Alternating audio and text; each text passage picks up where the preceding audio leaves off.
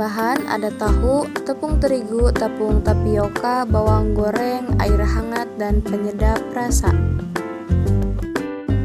Langkah yang pertama yang harus kita lakukan adalah dengan mengeluarkan isi tahu yang berwarna putih ke dalam mangkok. Caranya dengan mengiris bagian bawah tahu, lalu tekan bagian atas tahu.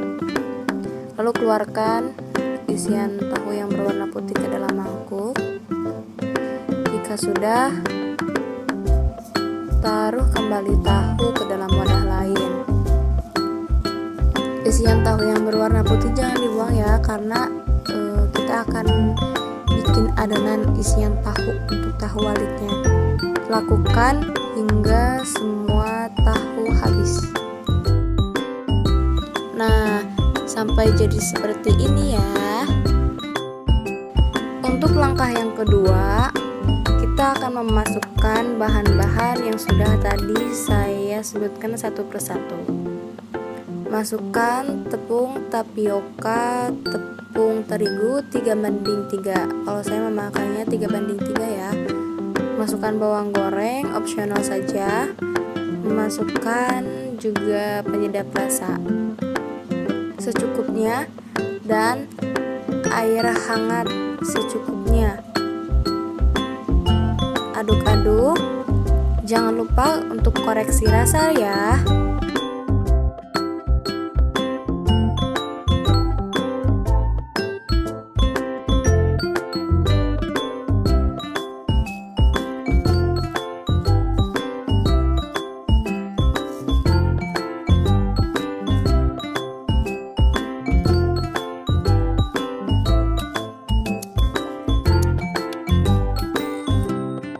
Langkah ketiga yang kita lakukan adalah dengan memasukkan adonan yang sudah dibuat tadi ke dalam tahu yang sudah dibalik.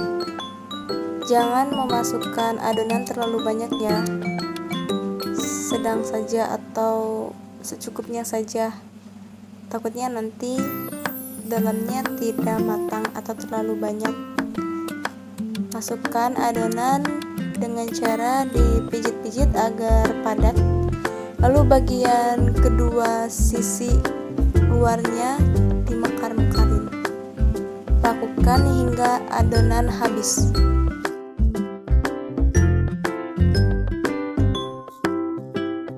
Langkah keempat, masukkan tahu walik yang sudah tadi dibuat ke dalam kulkas dan tunggu hingga beberapa saat. Langkah kelima yaitu siapkan minyak panas dengan api sedang. Lalu masukkan tahu walik yang sudah dikeluarkan dari kulkas satu persatu. Oh iya, jangan lupa ya, apinya sedang saja, jangan terlalu besar.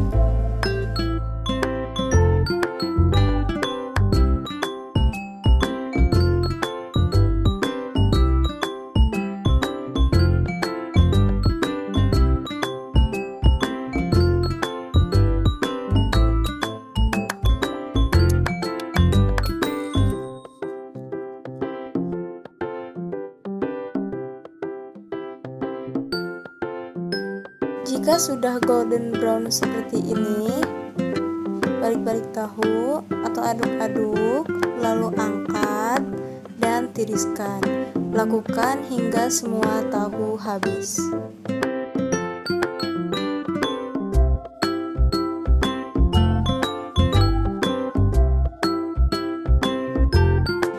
Yang terakhir, masukkan tahu walik ke dalam box sesuai jumlah yang kita jual atau sesuai dengan jumlah pesanan customer.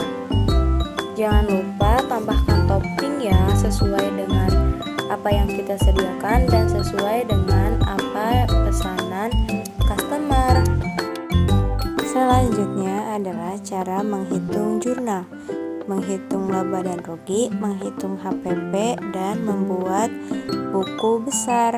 Selanjutnya kita akan menghitung dan membuat harga pokok produksi, laba rugi, transaksi pembelian secara tunai, lalu ada buku besar dan neraca. Langkah pertama yang harus kita lakukan adalah menghitung harga pokok produksi. Menghitung harga pokok produksi itu ada bahan baku, ada biaya bahan baku. Yang pertama yang saya gunakan tentunya ada tahu senilai Rp5.000 dan biaya overhead pabrik seperti tepung terigu Rp3.000, tepung tapioka Rp3.500, penyedap rasa Rp500, bawang goreng Rp1.000, cabai Rp2.000. Lalu ada tenaga kerja langsung 1 orang senilai Rp3.000. Lalu harga pokok produksi yang saya dapat adalah Rp18.000. Caranya dengan menambahkan biaya bahan baku, biaya overhead pabrik, dan biaya tenaga kerja langsung. Lalu jumlah produk yang saya jual ada 10 produk ya, yang saya pakai untuk jual ya, 10 produk seperti itu. Lalu setelah itu kita membuat laporan laba rugi. Untuk membuat laporan laba rugi itu ada penjualan, harga pokok produk persatuan, lalu tentunya ada laba atau keuntungan. Nah, penjualan untuk satu tahwalik atau satu produk ya, itu saya jual Rp4.000. Jika 10 terjual, maka Rp40.000. Lalu selanjutnya ada harga pokok produk persatuan. Cara mendapatkan nilai harga pokok produk persatuan, caranya dengan membagi harga pokok produksi dengan jumlah produk. Maka didapat senilai Rp1.800.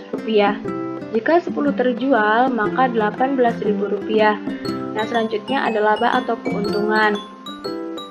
Cara menghitungnya adalah dengan mengurangi penjualan dan harga pokok produk. Jadi penjualan dikurangi harga pokok produk. Maka didapat senilai Rp2.200 jika 1 terjual, maka jika 10 terjual adalah 22 produk. Nah, selanjutnya kita menghitung transaksi pembelian tunai ya. Yang pertama ada persediaan bahan baku tahu, persediaan bahan baku tahu ya. Itu ada di debit Rp5.000. Lalu ada kas keluar ya, berarti di kredit Rp5.000. Lalu yang kedua ada persediaan BOP seperti tepung terigu dan lain-lain ya. Itu berada di debit Rp10.000. Lalu ada kas keluar Rp10.000, jadi kas keluar ini di kredit. Lalu ada biaya tenaga kerja Rp3.000, kas keluar Rp3.000. Lalu yang keempat ada kas dan modal. Kas di debit Rp18.000, lalu modal keluar ya, modal itu kan sudah digunakan. Jadi di sini Rp18.000. Lalu di sini ada harga jual. Untuk harga jual maka kita menjual ya secara tunai, maka ada pemasukan di sini Rp4.000 jika 1 produk terjual. Maka jika 10 produk terjual, maka didapatkan Rp40.000. Lalu yang menjadi kreditnya di sini adalah penjualan, HPP persediaan. Ini ya, HPP persediaan, harga pokok produk persatuan. Ini. Lalu ada laba. Lalu ada transaksi pembuatan produk. Yang berada di debit adalah barang dalam proses. Seperti ini ya. Ini barang dalam proses, ada biaya bahan baku, overhead pabrik, tenaga kerja. Ini. Didapat Rp18.000. Lalu ada barang jadi, persediaan barang jadi Rp18.000, lalu kreditnya adalah barang dalam proses Rp18.000. Lalu setelah itu kita membuat buku besar. Yang pertama ada buku besar kas. buku besar kas. Kita lihat di sini ya, yang pertama ada kredit, kas di kredit Rp5.000. Lalu ada buku besar kas di nomor 2 di kredit Rp10.000. Lalu di nomor 3 kas keluar Rp3.000. Lalu di sini ada di nomor 4 kas 18 debit, di sini Rp40.000. Kita jumlah kredit didapat Rp18.000, lalu debit Rp58.000. Untuk mendapatkan saldo, mendapatkan nilai Rp40.000 ini caranya dengan mengurangi. Jadi debit dikurangi kredit, didapat Rp40.000. Lalu selanjutnya ada buku besar persediaan bahan baku. Kita cari di sini.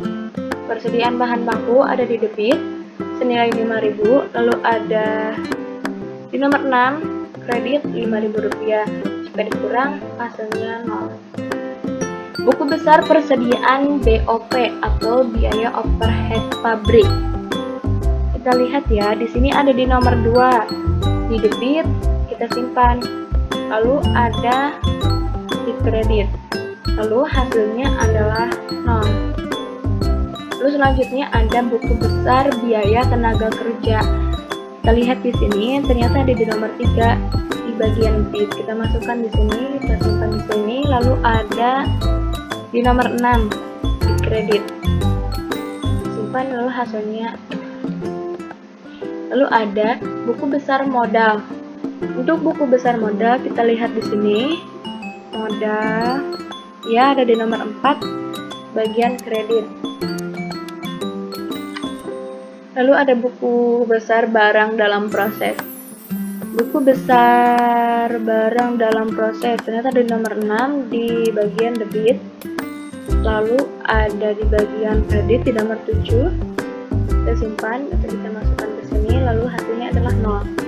Untuk buku besar persediaan barang jadi, kita lihat di sini, kita ada 1 di nomor 7 bagian debit. Kita simpan, lalu hasilnya segini. Lalu setelah itu, kita menghitung neraca.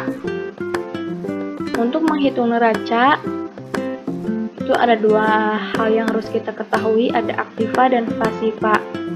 Untuk aktiva itu terdiri dari kas, piutang, persediaan bahan baku, persediaan BOP, persediaan barang jadi. Lalu di pasiva ini ada utang, modal, dan laba atau rugi.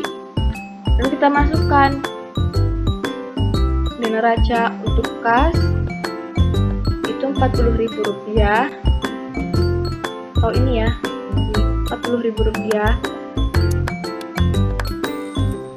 Lalu ada modal. Untuk modal ada Rp18.000. Ya,